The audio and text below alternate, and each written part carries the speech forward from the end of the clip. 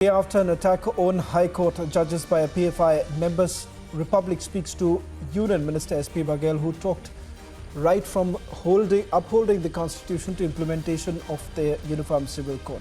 Also asking AIMIM Chief and Jamaat leader not to create a distrust.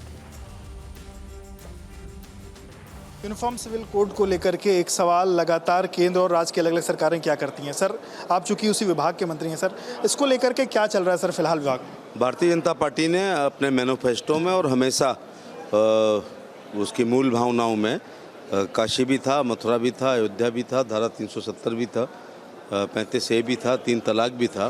तो लगभग धीरे धीरे जो हमारे एजेंडे में थी उसको संवैधानिक तरीके से करते आ रहे हैं। और कॉमन सिविल कोड के बारे में भी मैनिफेस्टो में कहते हैं, भारतीय जनता पार्टी शासित कुछ राज्यों ने अपने यहाँ इसको लागू भी करने का प्रयास किया है। ये देश है ना, संविधान से चलेगा या सर्वमान्य कानूनों से चलेगा। ये कबीलाई संस्कृति तो अब चल नहीं सकती है, क्योंकि हम सब लोग भारत के नागरिक हैं, तो सब पर रिवाजें हैं और परंपराएं हैं, ये मान्यताएं हैं, इनका सम्मान करना चाहिए। लेकिन देश कॉन्स्टिट्यूशन से चलना चाहिए।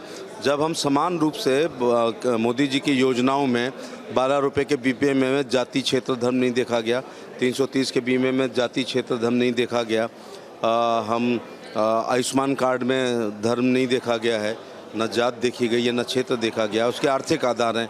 इसी प्रकार से किसान सम्मान निधि में जाति क्षेत्र धर्म नहीं देखा गया।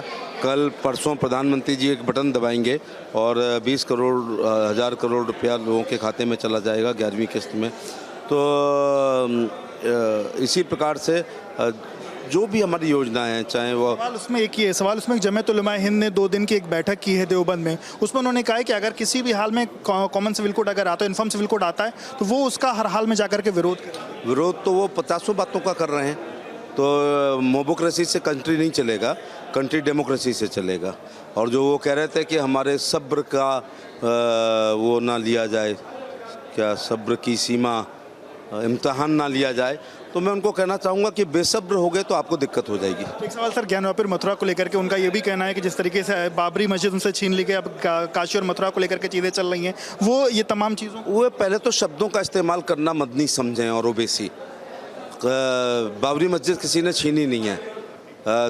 जिला एवं सत्र न्यायालय से होते हुए खंडपीठ इलाहाबाद उच्च न्यायालय होते हुए सुप्रीम कोर्ट आई है, और सुप्रीम कोर्ट में जब आता है तब पक्ष कहते हैं कि जो फैसला होगा हमें मान्य होगा। वो फैसला तो मान्य करा ही लेते हैं ना सरकार। तो वो ऐसे राम मंदिर का रास्ता खुला है। तो मथुरा और काशी के मामले में याचिकाएं हैं, और भारत का संविधान ये कहता है कि किसी को कोई ऑब्जेक्शन है तो एफआईआर अथवा याचिका के माध्यम से डायरेक्ट भी सुप्रीम कोर्ट जा सकते हैं, हाई कोर्ट भी जा सकते हैं, सेशन में भी कर सकते हैं। आप ताजमहल वाली बात पे क्यों डिस्कस नहीं कर रहे हैं? एक ही दिन में 3 वो वर्डिक्ट्स आए हैं। ताजमहल वाले में डांट पड़ी है, और मथुरा में कहा गया कि 6 महीने के अंदर उसको सॉल्व करें, और काशी में कहा गया कि 17 दिन के अंदर करें, ताला खुला ना हो तो तोड़ दिया जाए। उन्होंने कहा था कि एडवोकेट कमिश्नर जो है वो नहीं रहेगा, माननीय अदालत ने कहा वो तो रहेगा ही, एक एडिशनल और एक स्पेशल भी रहेगा। ये भी कहा कि this is the personal responsibility of the commissionerate Varanasi as well as the district magistrate, जिससे वो कलेक्टिव लीडरशिप रिस्पॉन्सिबिलिटी का चक्कर न चला दें। उसमें यह भी कहा गया टाइम बाउंड की 17 दिन में आपको रिपोर्ट देनी है। उसमें यह भी कहा गया कि अगर कोई विरोध करता है तो एफआईआर हो। तो मेरा मतलब है, ये मदनी साहब से कहना चाहूँगा, जो भी हो रहा है माननीय अदालत से, और अदालतें इस देश में स्वतंत्र एवं निष्पक्ष है, इंडिपेंडेंट संस्था है। भारत की डेमोक्रेसी के 3 खूबसूरत पिलर हैं, इसमें एक कार्यपालिका, एक विधायिका और न्यायपालिका है, और तीनों की शक्तियाँ अलग अलग विभाजित है, कोई लक्ष्मण रेखा को पार नहीं करता है। इसी में लेकर के उनका ये कहना है कि ट्रिपल तलाक लोग भले ही कानून आ गया, लेकिन मुसलमान अगर चाह ले शरीयत से चलना तो कोई उनको रोक नहीं सकता है। उनको पुलिस रोकेगी ना। जब पार्लियामेंट कोई कानून पास करता है तो वो उसी दिन से लागू हो जाता है जब राष्ट्रपति जी उस पर दस्तखत कर देते हैं। ये नहीं चलेगा इस देश में। मैं मदनी साहब से कहना चाहूँगा, रूल ऑफ लॉ होगा इस देश में, कानून का राज होगा, संविधान से चलेगा, आईपीसी, सीआरपी, सीपीसी से चलेगा, उनके फतवे